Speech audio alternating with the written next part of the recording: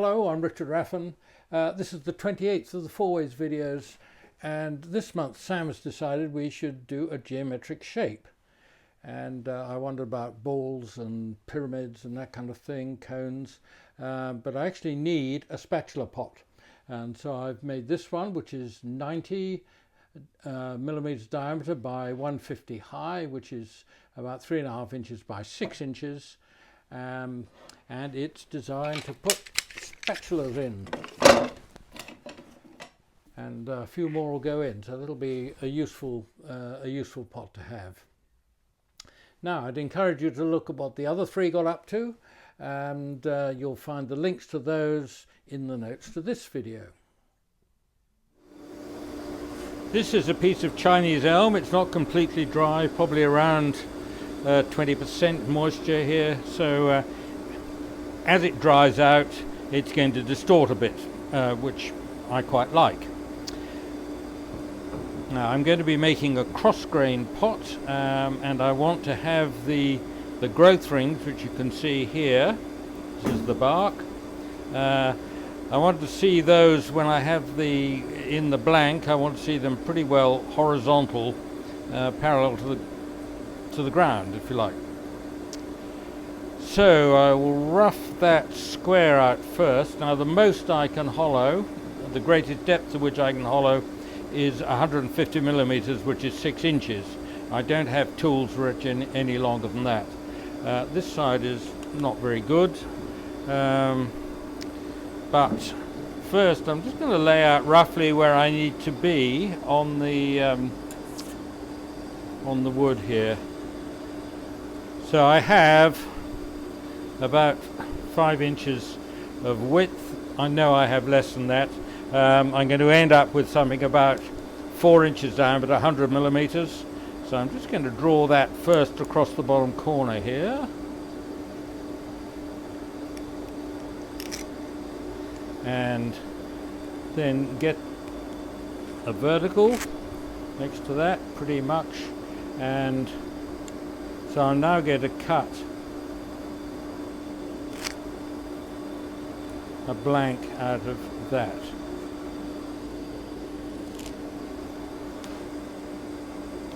A bit more. I'll go oversized because I can cut it back, but I can't make it larger if I get it totally wrong.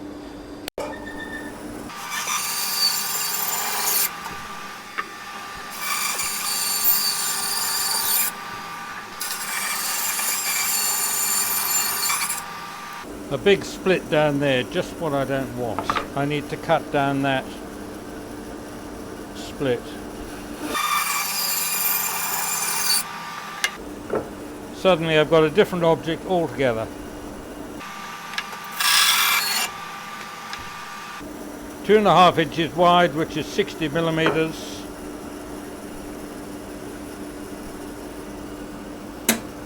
I'd still like to make some little tall thin pots out of this, so I'll just cut that into a square.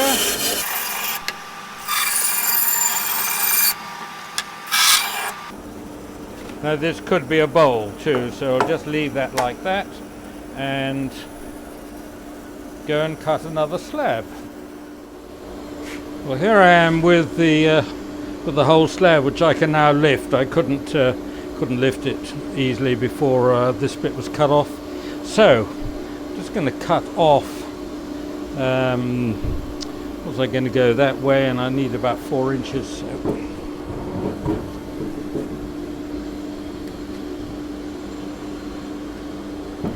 make it a bit bigger.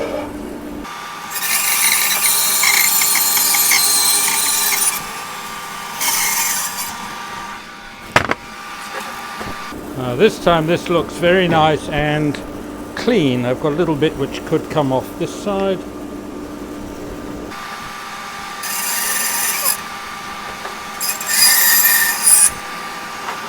I missed it, but I might be able to eliminate that another way. Now,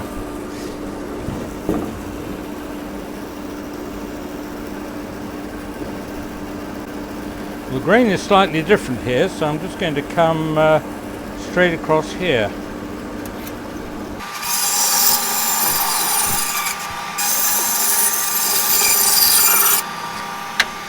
So my embryo pot is in there. I've cut this at right angles so it stands upright.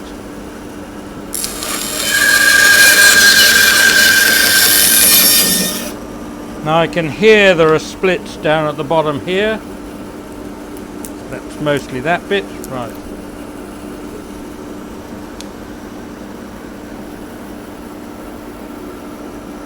There's a split there, so I'm going to take that off.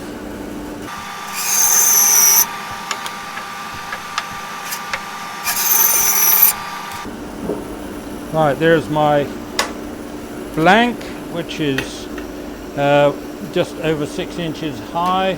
I will be losing a bit probably from the top, so that can now go into a chuck, or if I get it square, it'll be easy to go into a chuck. So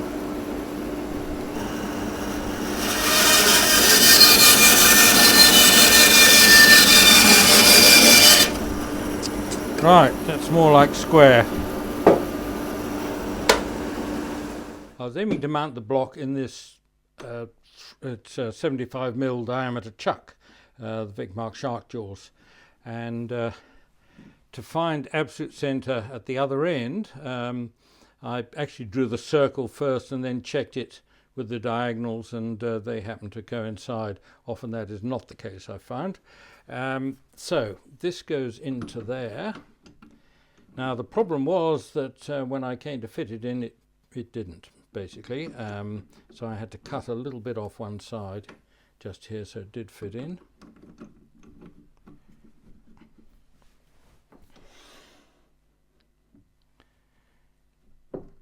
Now in order to get the most out of this bit of wood, right, so I've settled that in place. Now I can tighten up the jaws.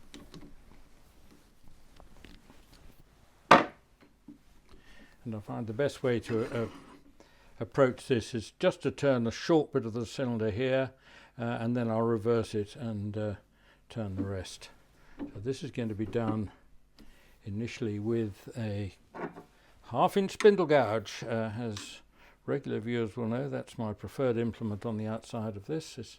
Although this is face work, essentially a long thin bowl,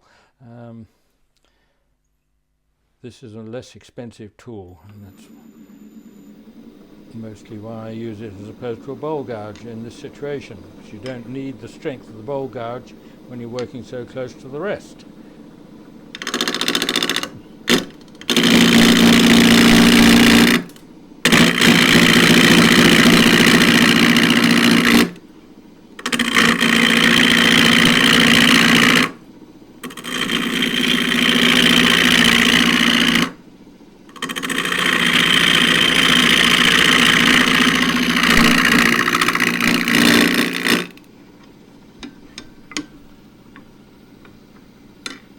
Across the bottom, I'm going to use the left wing, just squeeze it in.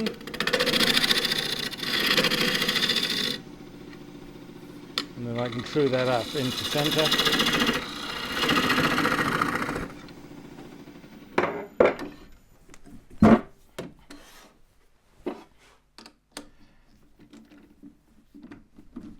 Now this shoulder has been trued and just sloped back slightly, so this goes easily into the chuck. Not too worried about the square being left at the moment. And the other thing I've learned here is that this wood looks as though it's going to work really nicely.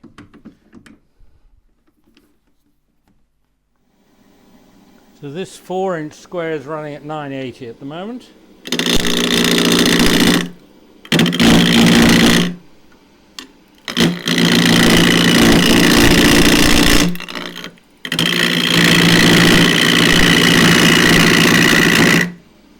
Anybody wondering at this stage why I'm not using a deep fluted roughing gouge, it is because this is cross grain. That way the deep fluted roughing gouge is only for center work. This is face work, long thin face work.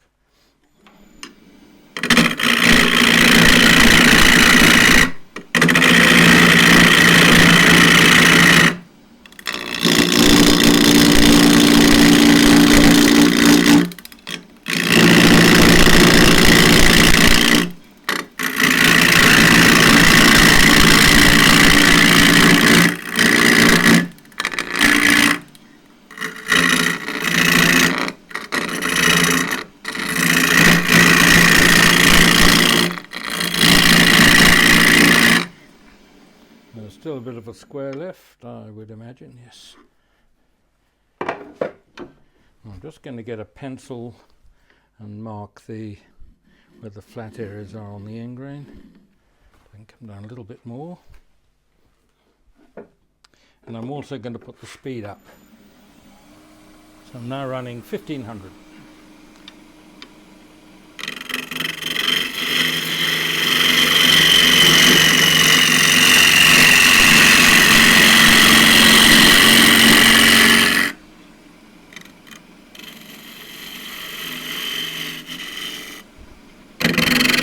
I'll just lift a teeny little shoulder there.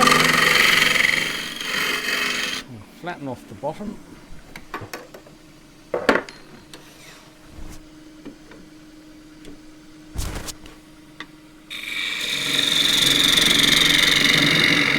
There's a little shear cut into the middle which you'll see later. Now this is being turned round so I can get rid of that shoulder.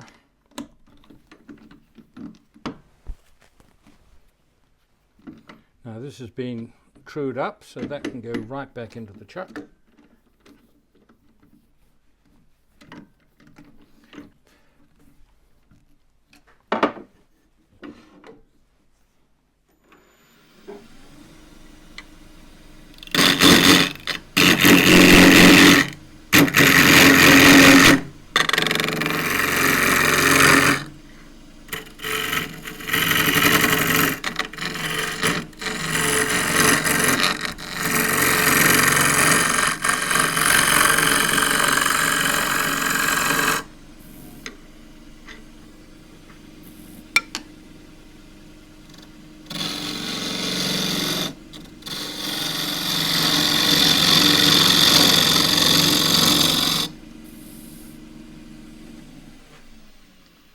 At this stage I've got to think ahead a bit because this will be held in the chuck and there will be teeth marks.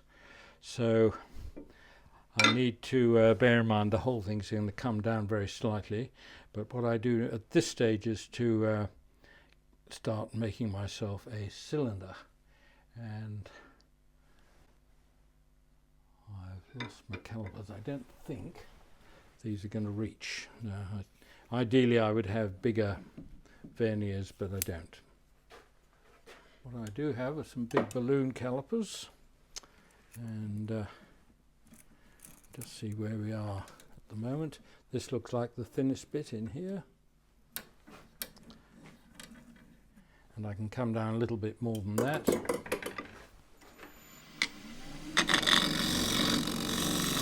There's still a slight flat there.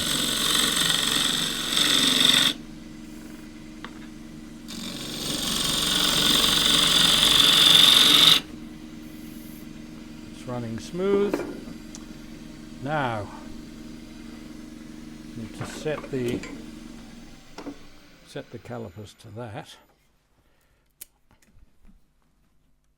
Now these are going to open out a little bit because they're a bit springy, so I need to allow for that when I'm dropping them over the work, that they are going to spring a little bit. So when I pass them over, I want them to feel the same each time.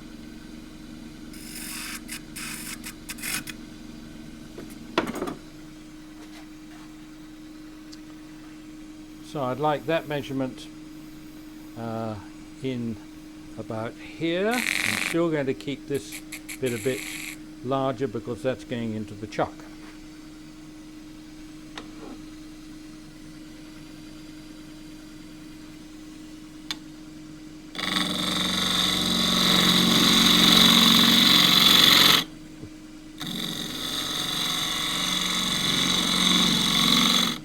The trouble is, if I do this with a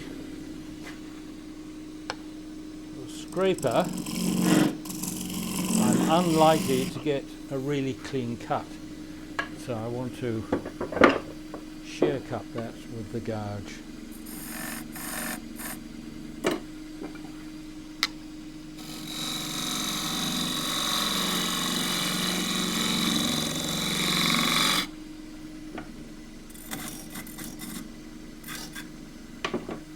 Right, so just need to join up those two.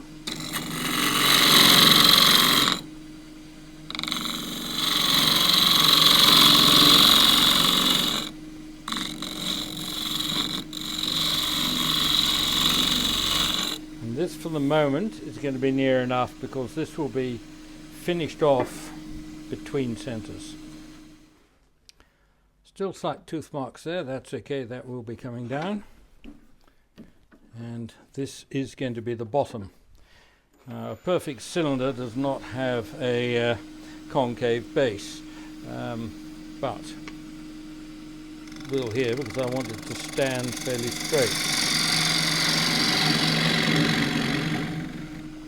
Now this might well warp a little bit, so I'm going to take it down a little bit more.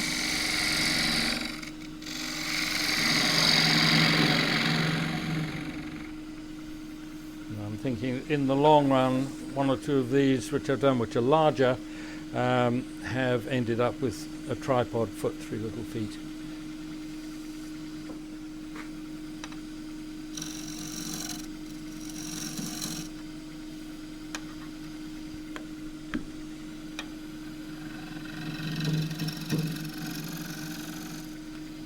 Normally I would decorate the bottom with a little groove, but I won't on this occasion.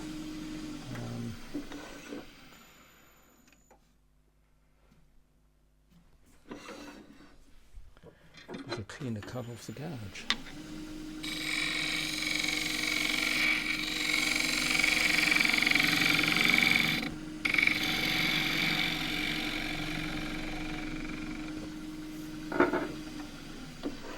I think I spotted a little bit of, a teeny bit of silica there, so might lose the edge of the tool.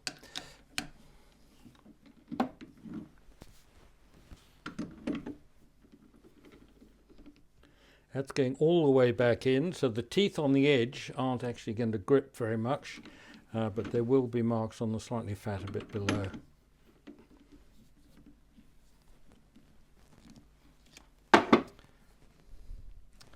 So next I need to get this bit down to the right diameter.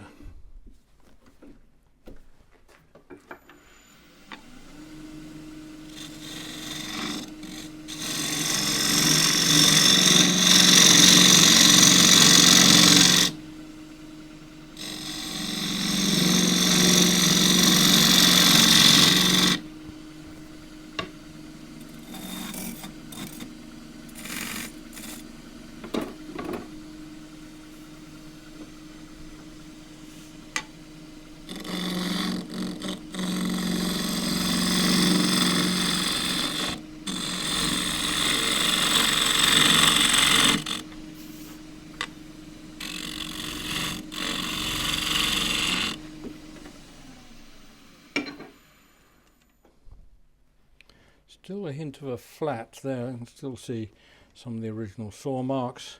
End grain picking up there, which it often does on a much smaller diameter. So this is going to be the top. And being a spatula pot, I really don't want to go down. Well, I'll put it another way. I want to leave about 15 mil in the bottom for a little bit of weight. So rather than take the whole of the centre out using a square and scraper, here I'm using a Forstner bit of about 2 inches diameter. The aim here is to use only about a quarter of the edge at a time, and to keep the top, I just want the top side here, top corner, in contact with the wood. If I have the tool rest too low, the bottom corner is in contact with the wood and it tends to slide the tool sides. It can cut, but it's no way to get a cylinder. I probably need to come out to about there, because I'm still going to do the outside, and it's going to probably have to come down a little bit.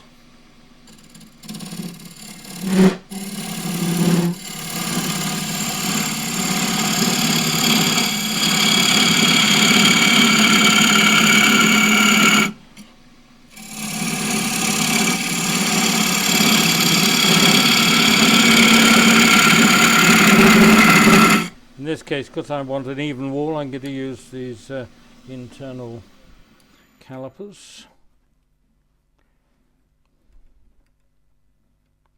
These ones are pretty stiff, so that if I go in, if I'm narrower, then I'll be able to see a gap in here.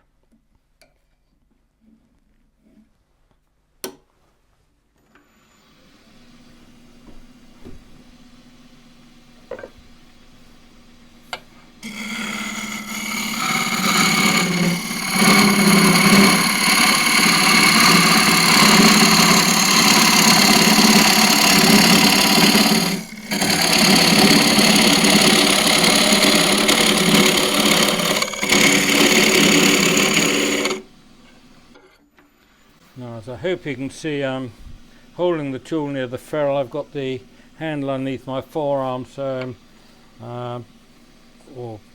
tucked almost into my elbow. I've got as much weight as possible over the tool handle. I can feel where how far I've gone.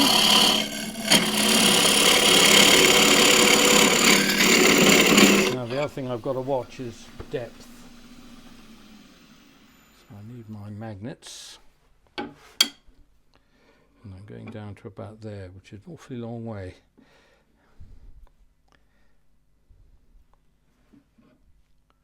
If I get as far as the change in colour on the tool, that is definitely far enough. Quite as bad as I thought though. Right, of course the other way of checking this is to slide these down the inside.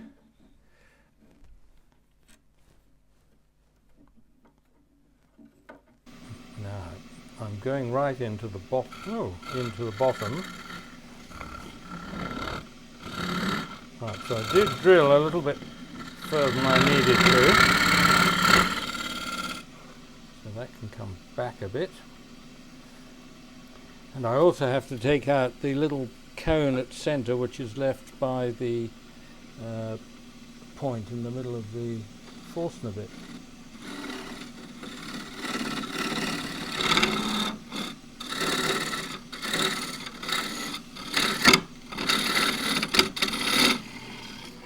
Or if I don't fancy doing that, I get a long pointy tool and make some grooves so it all looks decorative.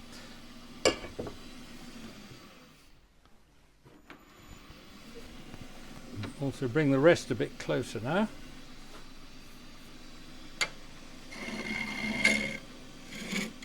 I can feel where that shoulder is.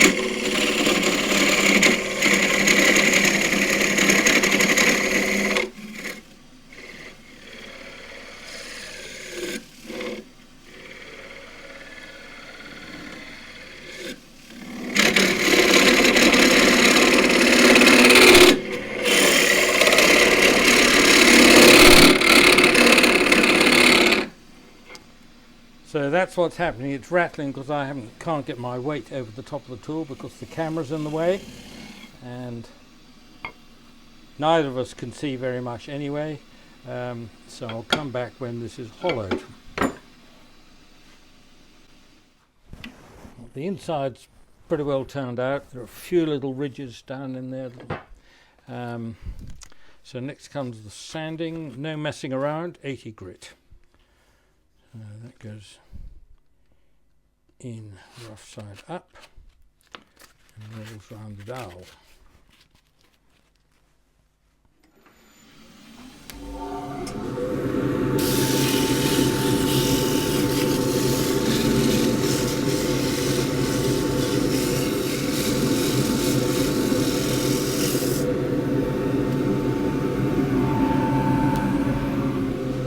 Now if you've got it, 60 will do a better job, 60 grit, or even something like 24 or whatever those low numbers are.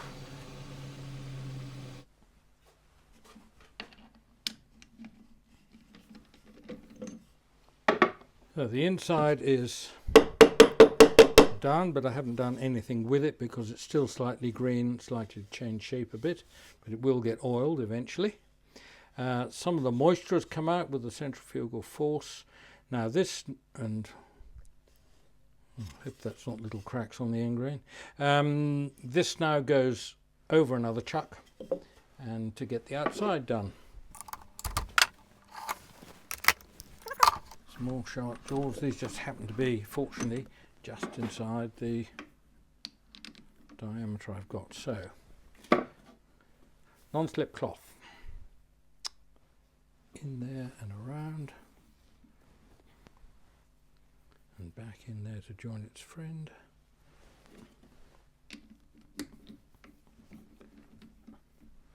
Or join the other end anyway.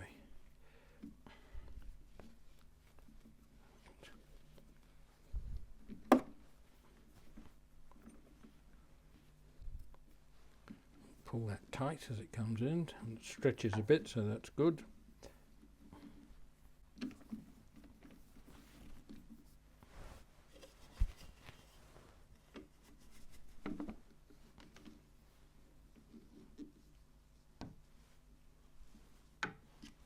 At the other end, I don't really mind if the cone comes up into the middle, because I can put some grooves either side and make it look decorative, but I'll keep the cone off for the moment and just use a disc, so the cone can't touch the end, and that will just make sure the whole thing stays in the chuck. Runs pretty true. So the aim now is to get a cylinder. Teeth marks to come off there. There's a slight flat there, which is where it's a little bit wider, fatter. Longer rest needed.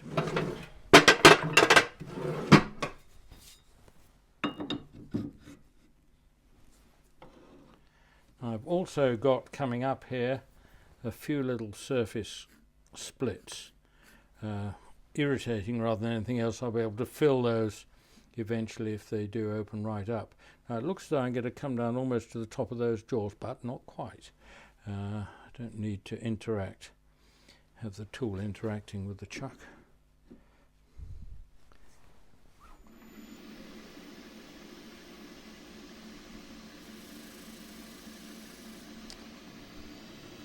Right, I will do this with the heavier 3/8 deep fluted bowl gouge, 3/8 flute. Rest comes down a bit so I can cut pretty well at centre height. I'm going to come up in speed, now up to about 1400.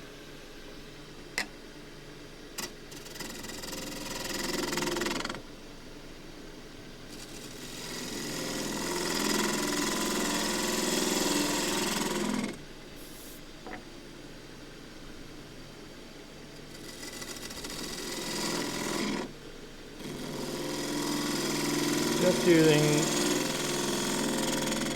a back cut with the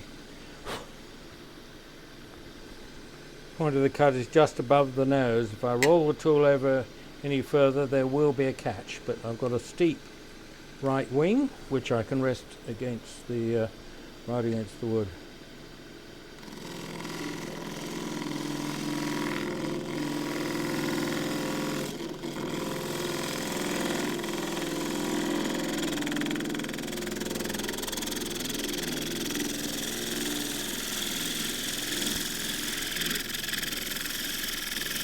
Sound thin in there.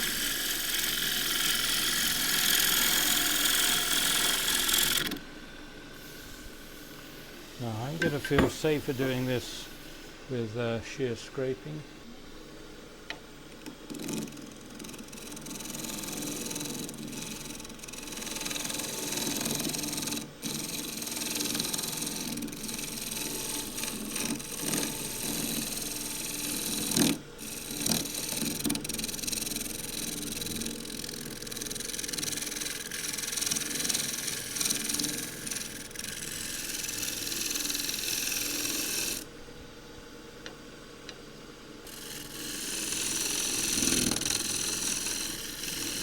So the sap is working a lot better than the heartwood.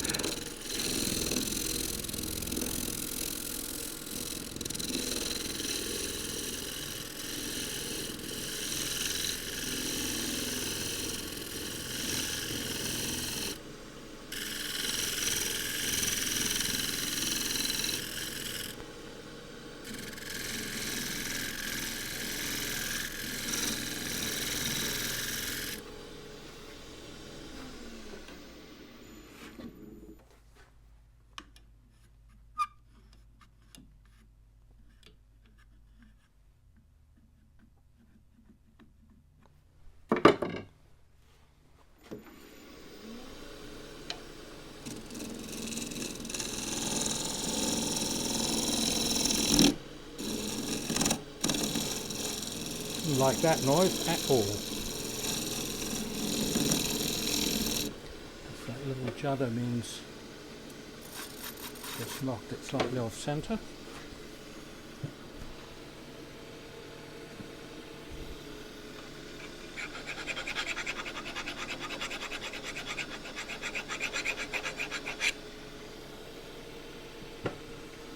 I think that's a 300 grit stone.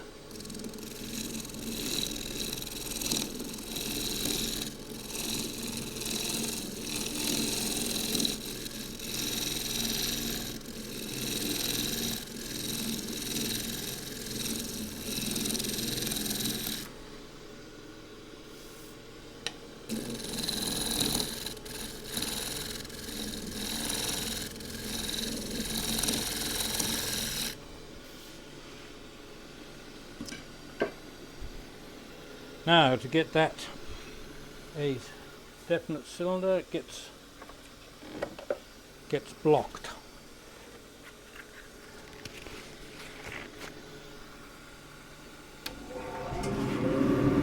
.120 grit.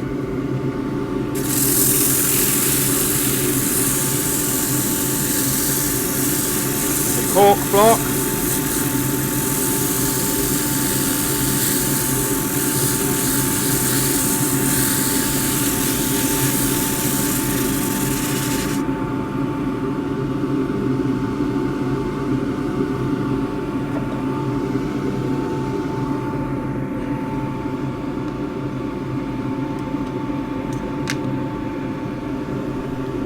Very slight dip in there, very slight lump.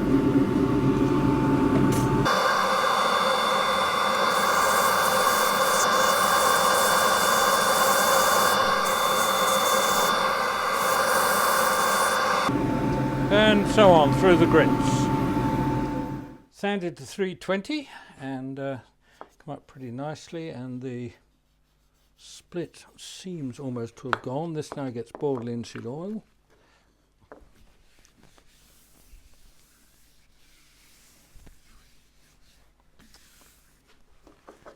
And a bit of beeswax.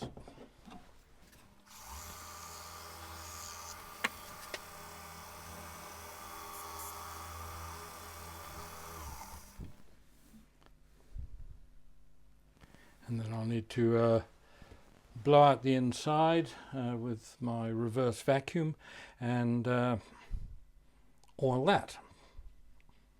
When I got to editing, the inside looked pretty shabby. What I thought was just a couple of little kind of scratch marks, which I could live with, to oil out, proved to be a bit worse than that. So this has been back on the lathe and it's now a lot better. Being in the larger chuck, the wood, I hope, is going to be protected by the non-slip cloth. If not, it'll just go back over the jaws and any marks will be sanded out. Nothing to worry about. Good.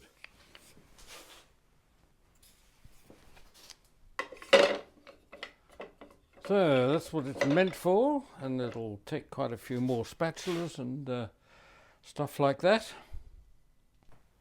Thank you for watching if you got this far, and now I hope you take a look and see what Sam, Mike and Tomislav got up to with their geometric shape.